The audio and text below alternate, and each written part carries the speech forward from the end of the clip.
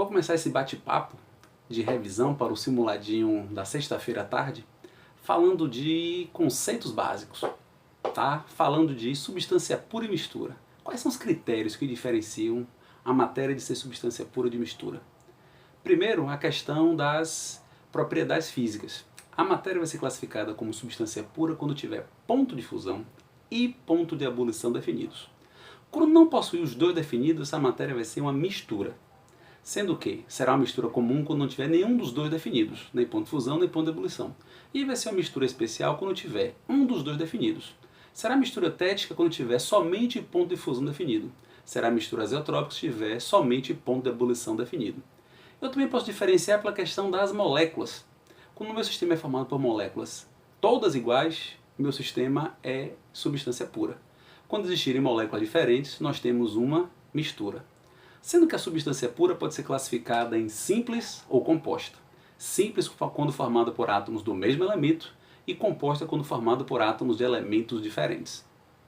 A partir das substâncias simples, nós temos o fenômeno da alotropia, que é quando um mesmo elemento pode formar substâncias simples diferentes. É o caso do elemento oxigênio. Pode formar substâncias simples oxigênio O2 e a substância simples O3, chamada de ozônio. Eles diferem pela atomicidade, enquanto que o elemento carbono pode formar vários alótropos, entre os quais os mais importantes são diamante e grafite, e esses diferem pela estrutura cristalina. Avançando um pouco, podemos falar também das misturas. Quanto ao aspecto visual, as misturas podem ser homogêneas e heterogêneas. As misturas homogêneas são também chamadas de soluções, e as misturas heterogêneas podem ser colóides ou suspensões. O critério que está por trás disso é o uso do microscópio. Quando, ao usar o microscópio, você enxerga o sistema como homogêneo, você fala que é uma mistura homogênea, tratando-se de uma mistura, obviamente. E quando esse sistema heterogêneo, você enxerga ele a olho nu, você chama de suspensão. E quando você, a olho nu, tem uma impressão de homogeneidade, nós temos um colóide. E a pessoa pode se perguntar, poxa, mas como é que eu vou diferenciar um colóide de uma solução a olho nu? Aí você coloca um feixe de luz. Se ao passar um feixe de luz, o sistema continuar homogêneo, ainda é uma solução. Mas ao passar um feixe de luz, você começar a enxergar as partículas, você tem aí um colóide. E esse fenômeno chamamos de efeito Tyndall, tá? E quanto a falar de soluções, o termo assim, a palavra mais apropriada é falar de solubilidade. Só que a solubilidade eu posso avaliar de diversas formas. A solubilidade eu posso avaliar do gás e líquido, que aí eu vou ter que analisar a pressão e a temperatura. A pressão é relacionada de forma direta. Quanto maior a pressão, maior a solubilidade. A temperatura é relacionada de forma inversa. Quanto maior a temperatura, menor a solubilidade. Estamos falando de solubilidade de gás e líquido. Então aquele fenômeno da poluição térmica tem a ver com o quê? Associado a uma termoelétrica ou uma usina nuclear. A troca de calor vai fazer com que você tenha uma água quente, chamada de poluição térmica. Isso vai diminuir a solubilidade do gás nesse líquido e, consequentemente, a capacidade de desenvolvimento desse peixe, já que vai ter uma menor quantidade de oxigênio dissolvida. A solubilidade de líquido e líquido tem aquela famosa frase, semelhante dissolve semelhante. Ou seja, hidrofílico dissolve hidrofílico, hidrofóbico dissolve hidrofóbico. Ressaltando que a água, por ser polar, a água tem um caráter hidrofílico bem evidente. Os hidrocarbonetos são apolares, são hidrofóbicos. Agora, as funções oxigenadas em química orgânica têm um caráter chamado de anfifílico, ou seja, tem uma parte hidrofílica e uma parte hidrofóbica. É o mesmo que acontece com sabão, é o que acontece com detergente. Ter as duas partes numa mesma estrutura. O detergente como é que atua? A parte hidrofílica vai limpar aquilo que a água já limpa, e a parte hidrofóbica vai limpar aquilo que a água não limpa. Tá? E temos também a solubilidade de sólido e líquido. Aí vai ter aquela definição de coeficiente de solubilidade, que é a máxima quantidade de soluto que se dissolve em determinada quantidade de solvente. E a partir daí podemos classificar se uma solução é saturada, quando ela está no limite da solubilidade.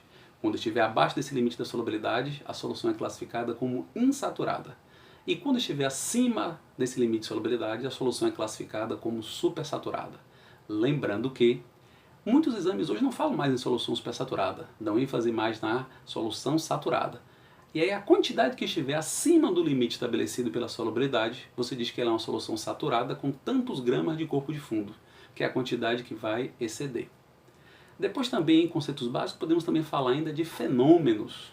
Fenômenos físicos e fenômenos químicos. Os fenômenos físicos são aqueles que não alteram a estrutura íntima da matéria.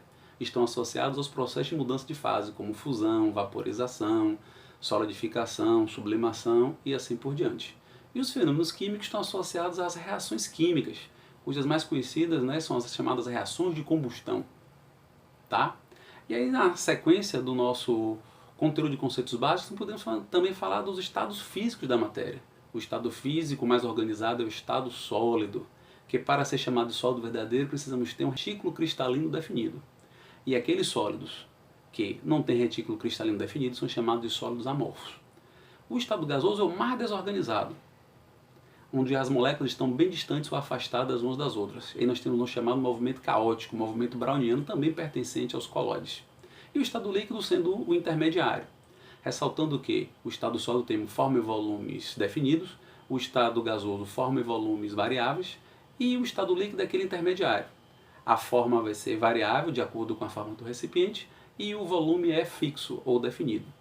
A partir daí podemos também falar dos tipos de vaporização. Evaporação é a transformação lenta, ebulição é a transformação rápida com formação de bolhas e a calefação é a transformação instantânea.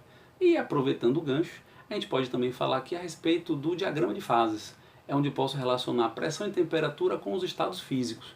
Aí é bom ressaltar a questão do ponto triplo ou ponto tríplice, que é aquela condição de temperatura e pressão na qual a matéria pode existir nos 3 estados físicos. E cada matéria vai ter a sua característica de pressão e temperatura para essa coexistência. Vale ressaltar também a diferença entre gás e vapor, que está associado a uma temperatura chamada de temperatura crítica. Quando você está numa condição acima da temperatura crítica, você tem a condição de gás. Quando você está na temperatura inferior à temperatura crítica, a gente chama de vapor. Ok? De conceitos básicos, é isso aqui. Vamos continuar daqui a pouco.